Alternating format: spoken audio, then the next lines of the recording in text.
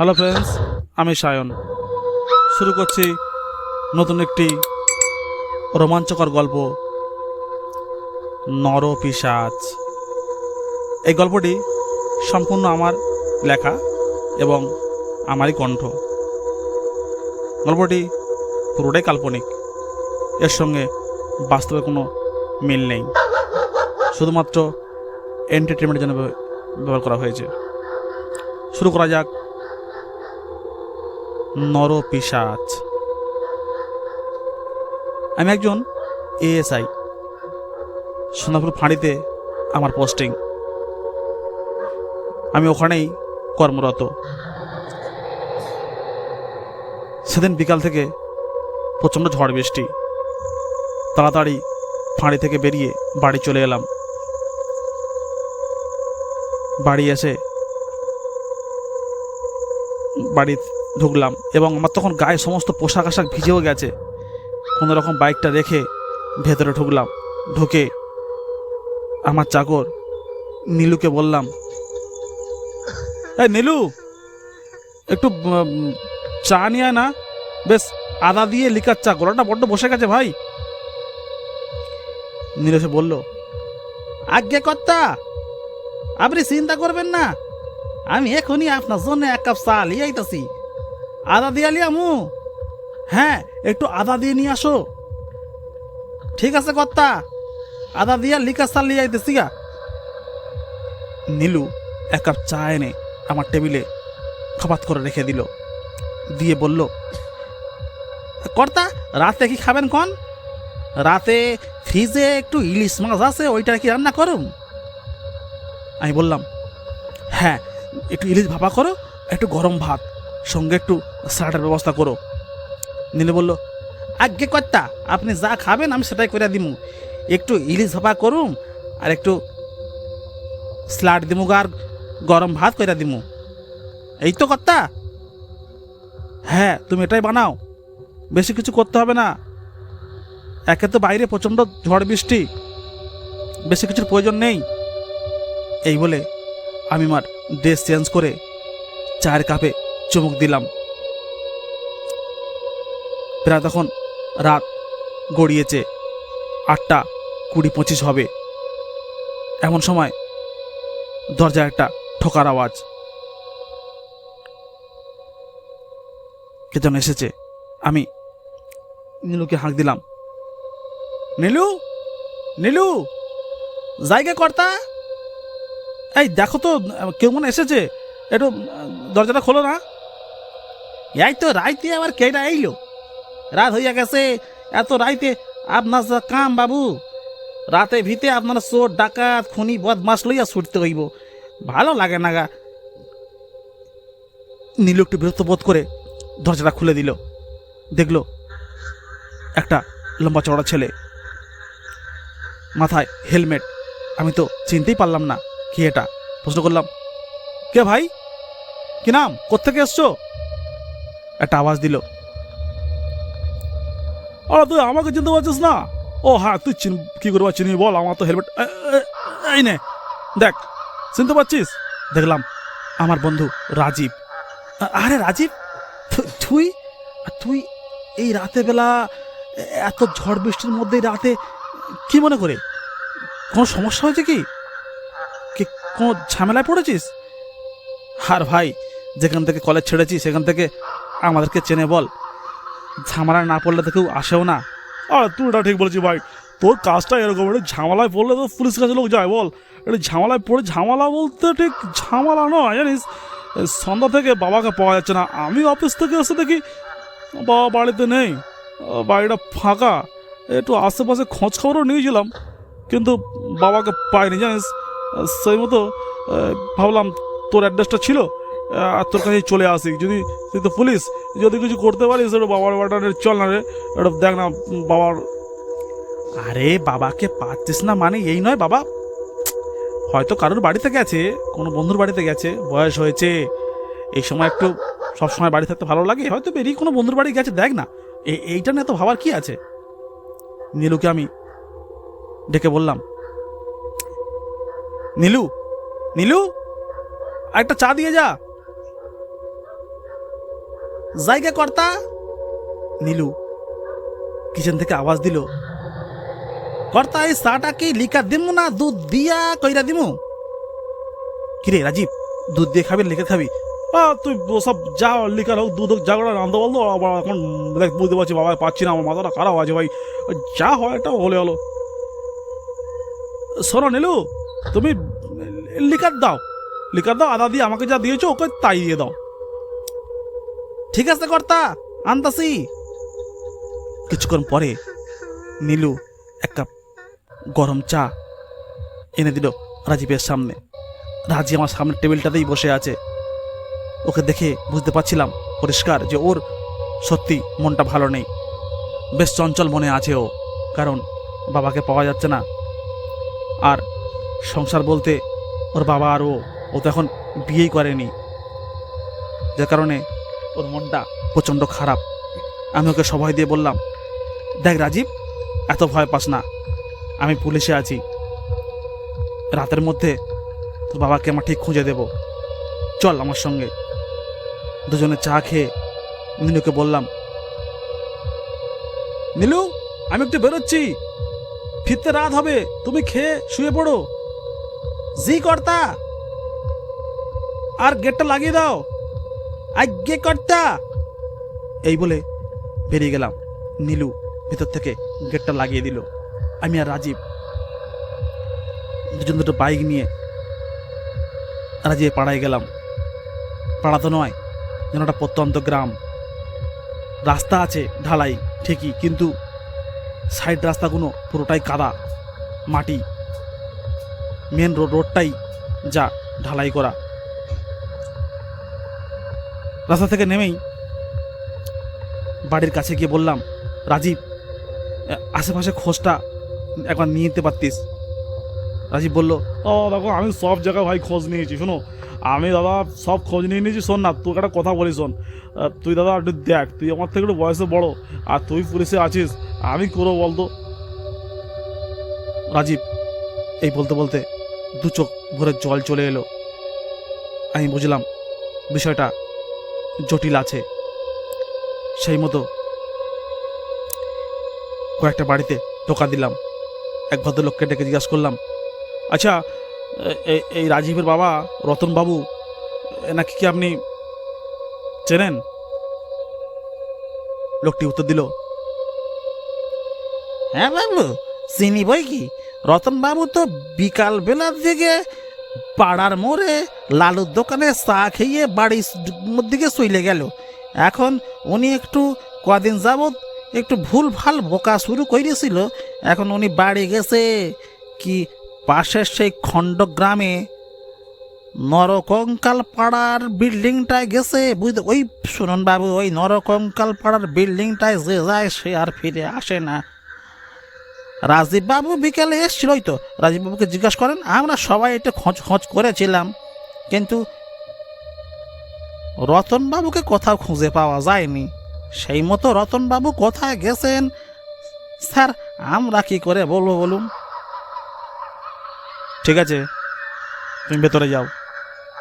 ওনার বাড়ি থেকে বেরিয়ে আমি রাজীবকে প্রশ্ন করলাম, এই রাজীব, এই নরকঙ্কাল ফ্যামিলি বাড়ি এসব কি, কোথায়, এটা কি ব্যাপার? এটা আমাকে বলেছিনি কেন বলতো? শোনো দাদা, এই নরকঙ্কালের পাশের পাড়ায় একটা পাড়া আছে। পাড়া বলতে পাড়া তো নয়, যেন সালা শ্মশান ভূমি। একটা মানুষও ওখানে থাকে না, আর একটা মানুষে ওইখানে জায়গাও কেন না। পুরো জায়গাটা চাষবাস ছাড়া পড়ে আছে, চাষবাস ছাড়া পড়ে আছে, ওখানে কেউ থাকে না। ওখানে একটা বড় বিল্ডিং আছে, বুঝলেন দাদা? ওই বিল্ডিংটা চারদিকে ফাটল নিয়েছে, ফাটল ধরা বিল্ডিং। ওই বিল্ডিংটার মধ্যে নাকি যে যায় সে নাকি ফিরে আসে না। এটা শোনা কথা, আমি যাই না, কিন্তু বাবাকে খুঁজে পাচ্ছি না দাদা।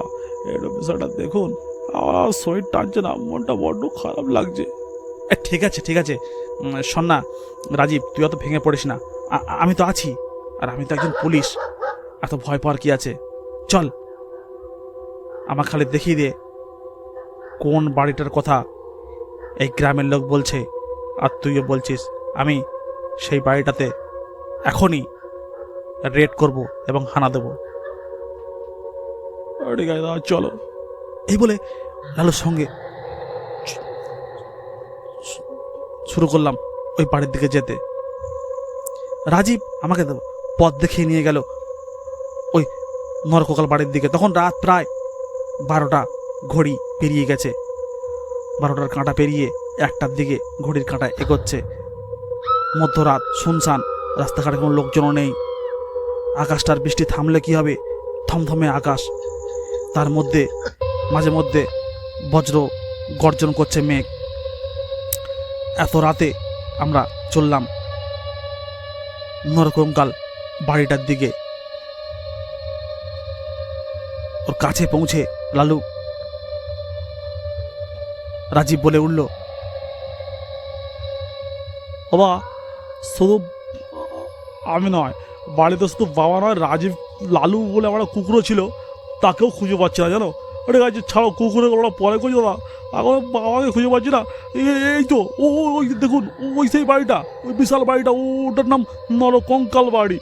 ওখানে নাকি একটা সময়তে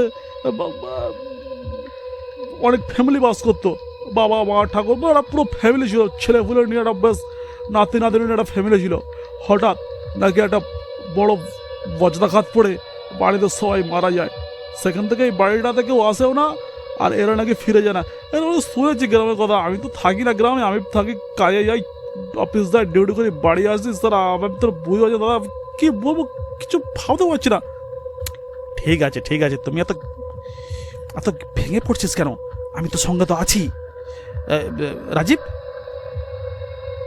বাড়িটা নরকঙ্কাল হলেও বাড়ির সামনে একটা বোর্ড দেখতে পাচ্ছিস? যে বোর্ডটায় পরিষ্কার একটা বাল্ব জ্বলছে, এবং বাল্বটার আলো দেখ, জানো লাল রক্তের মতো ওই বাল্বটির আলো। এখানে তাহলে ইলেকট্রিসিটি আছে বল? ও বাবা, এখানে তো কোনো ইলেকট্রিক লাইন নেই, ওরা মনে হয় কোনো সোলার প্লেট থেকে জ্বলছে, বুঝলেন, ওরা কোনো ইলেকট্রিক লাইন নেই তো। দেখ বাড়িটার পাশেই লেখা আছে কঙ্কাল ফ্যামিলি। ও মাই গড, কঙ্কাল ফ্যামিলি বলে কোনো বাড়ির নাম হয় নাকি? আমি এই প্রথম জানলাম আর প্রথম দেখলাম। চল তো বাড়ির দরজার মুখে যাই। আমি আর রাজীব বাড়ির দরজার মুখে পৌঁছলাম। বিশাল কায় দরজা। রাজীবের চেহারাটাও বেশ নাদুস নুদুস পালনের মতো। রাজীবকে বললাম, দরজা ভাঙ, ভেতরে ঢুকবো, দেখি কি আছে এর মধ্যে। এর মধ্যে আমার সার্ভিস রিভলভারটা রেডি করে নিলাম এবং বুলেটগুলোকেও সাজিয়ে বসিয়ে দিলাম, যাতে কোনো রকম হামলা হলে আমি পাল্টা হামলা করতে পারি। আমার হাতে খোলা রিভলভার। ভেতরে ঢুকে লালু দরজা ভেঙে ভেতরে ঢুকলো। ভেতরে ঢুকে দেখি একটা বেশ ডাইনিং টেবিল, টেবিলটার ঠিক মধ্যেখানে একটা কেরোসিনের লণ্ঠন জ্বলছে, আর সামনেই বসে আছে রাজীবের বাবা রতনবাবু। উস্কো খুস্কো চুল, খোঁচা খোঁচা দাড়ি গোঁপ, চোখগুলো বেশ গোল গোল বাঘের মতো, আর একটা পাওয়ারওয়ালা চশমাও সামনে, সাদা চশমা। ধুতি পাঞ্জাবিটা পরে আছে, হাত পা ঢাকা দেওয়া। রতনবাবু ওইভাবে বসে আছে দেখে রাজীব থমকে দাঁড়ালো এবং বিরক্তি স্বরে বলল, বাবা, বাবা, তুমি এত রাতে এই নরকঙ্কাল বাড়িতে কি করছো? তোমাকে সারা বাজারটা আমায় বলবো খুঁজেছি, খুঁজে পাইনি, এখন তুমি কেন কি করছো ওখানে, কি বসে আছো? হ্যাঁ, তুমি বাড়ি চিনতে পারো নি? কেন হচ্ছে এখানটায়? এই বাড়িতে শুনেছি যে নাকি ঢোকে নাকি মৃত্যু হয়ে বেরোয়, আর তাছাড়া এই বাড়িটার চারিদিকে জঙ্গল গাছপালা ভর্তি। এই বাড়িটা সাপ খোপের ভয়, তুমি এখানে বসে আছো ল্যান্ঠন জেলে নিয়ে, তাও কেরোসিনের ল্যান্ঠন। কেন, কি ব্যাপার বলুন তো? চলো বাড়ি চলো। রাজীবকে আমি থামিয়ে দিয়ে প্রশ্ন করলাম, রাজীব তুমি চুপ হয়ে যাও, আমি তোমার বাবা রতনবাবুর সঙ্গে একটু কথা বলবো। সামনে পড়ে থাকা একটা স্যাদরা ধরা ভাঙা টেবিল, যে টেবিলের পাশেই আরও একটা চেয়ার, যে চেয়ারটা একটা পায়া ভাঙা, অথচ চারিদিকে মাকড়সার জাল ঘিরে আছে।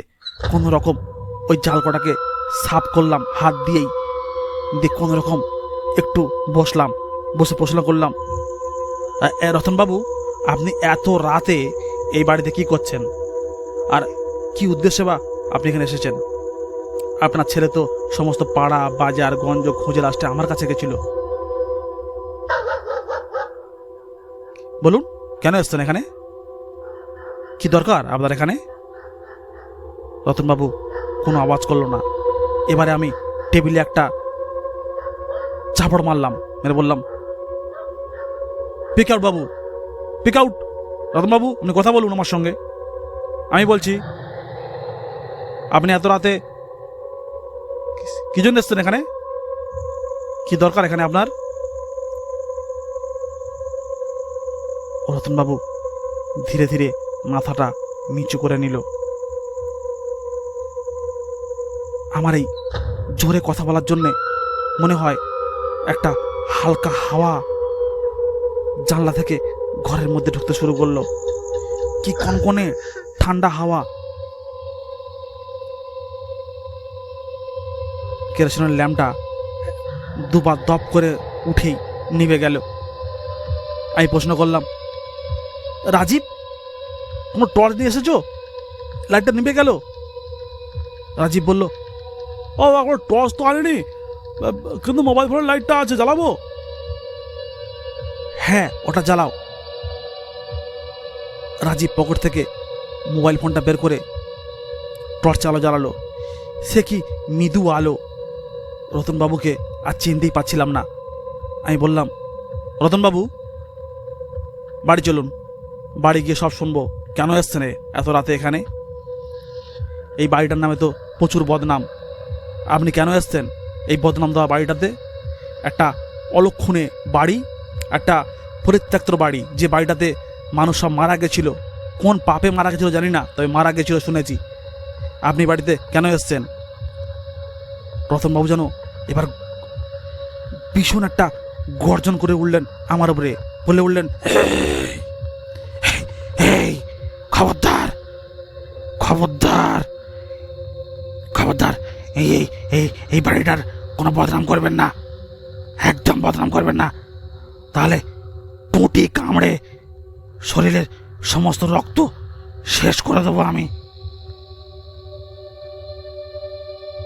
পেছন ফিরে দেখি রাজীব মাটিতে পড়ে অজ্ঞান হয়ে গেছে একটা আওয়াজে। আমি বললাম, রাজীব, রাজীব। কোনো সাড়া দিল না। রতনবাবু বলল, এই ওকে ওকে ডাকছো কেন? ও ডাকছো কেন? ও আর উঠবে না কোনোদিন। তুমি কি জানো এই বাড়ির ইতিহাস? এই বাড়িতে আমি আমি প্রত্যেক অমাবস্যার রাতে আসি। সেদিনকার আমার ছেলে বাড়িতে আসে না, আর ও আমার ছেলে নয়। হ্যাঁ, কত আগেই রতনবাবু মারা গেছে। আমি রতনবাবুর বেশ ধরে ওর বাড়িতেই ছিলাম। এখন এখন আমি আর রতনবাবুই নয়। দেখ দেখ তাকিয়ে আমার দিকে।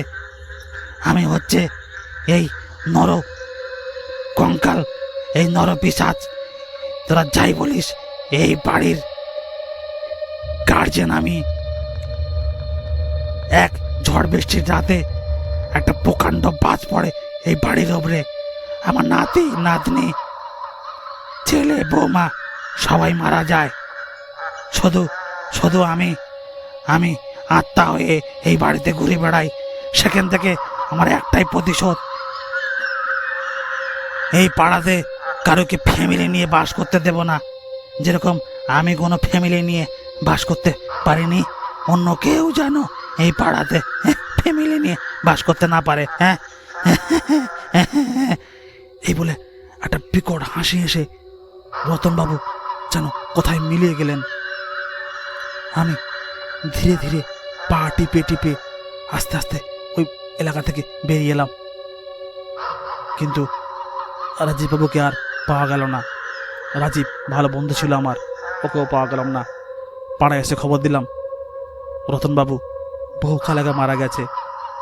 আপনারা যারা দেখছেন, এটা রতনবাবুর আত্মা মাত্র, যে ওই নরপিশাচ বাড়িতে আত্মা হয়ে ঘুরে বেড়াতো এবং মানুষের সঙ্গে মিশত মানুষের বেশ ধরে।